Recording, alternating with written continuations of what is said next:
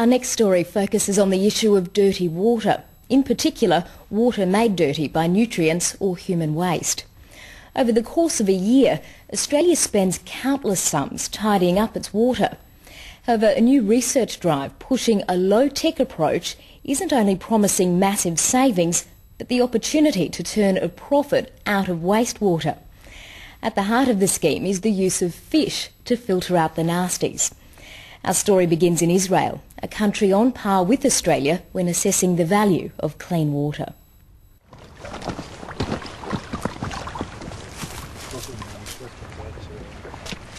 Up on the Golan Heights, not far from the Syrian border, these Israeli firefighters are heading off not so much for a bit of recreational fishing on a day off, but a pretty lucrative second job. Several years ago they won a contract to harvest fish out of this irrigation reservoir.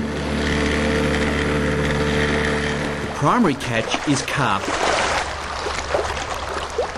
The trick is not to overfish the resource but to maintain it at a constant population, for the carp here are not a pest.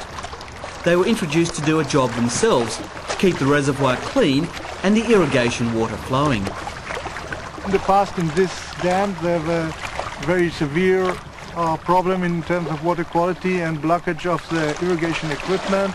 They needed to dose quite high amount and concentration of chlorine in the water, and since we start to put the fish in this dam, the water quality improved dramatically. All the blue-green algae that they used to cover and to be the dominant species in this dam been removed by the fish, and the water quality is really fantastic. They stop using any chlorination as the filtration demand is decreased dramatically.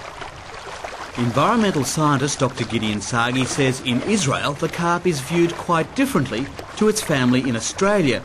Here it's an agent for environmental enhancement rather than degradation. It is done already in Israel for more than 30 years. It started with potable water storage, and then we modified it a bit for the irrigation dams. And actually today in Israel, all the irrigation dams that can handle fish, that the fish can survive in it, are stocked with fish in order to improve water quality.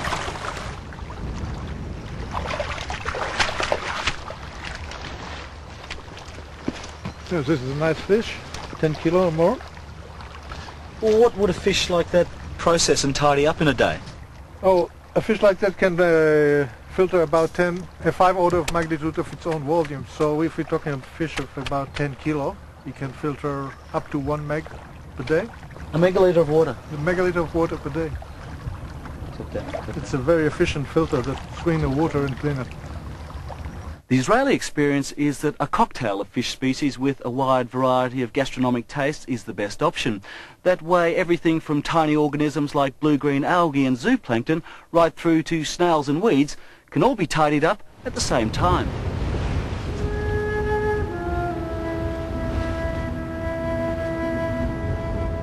With Israel's highly productive horticulture dependent on drip irrigation, water quality is of the utmost importance to keep down maintenance costs and ensure the precious flow is uninterrupted.